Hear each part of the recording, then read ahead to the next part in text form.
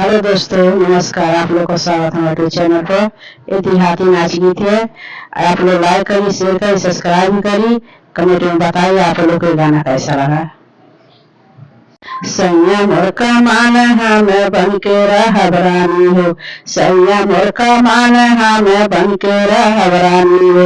हम नाही करब खटनिया सुना जेठानी हो, हम नाही करब खटनिया सुना जेठानी हो। यहाँ नाही चली तुहर मन मानी हो, यहाँ नाही चली तुहर मन मानी हो। नाही करबू करवात अलगे हो जा देवरानी हो, नाही करबू करवात अलगे हो जा देवरानी हो।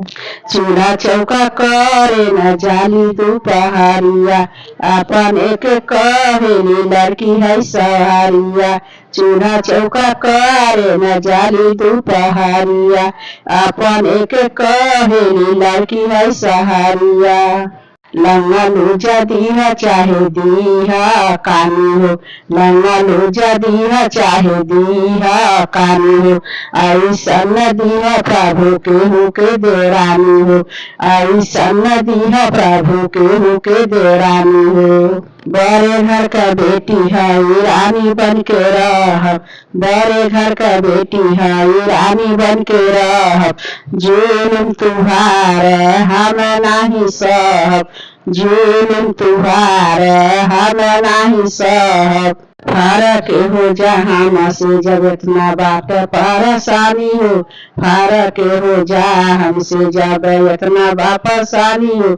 हमसे नहीं हो खटनिया सुना जेठानी हो, हमसे नहीं हो इतना खटनिया सुना जेठानी हो। आजू जनमी का बासागारो ही नाम हो, आजू जनमी का बासागारो ही नाम हो।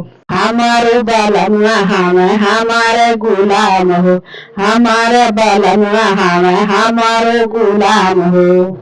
तुहरे अइले से हमके बहुत होता परेशानी हो, तुहरे अइले से होता हमके बहुत परेशानी हो।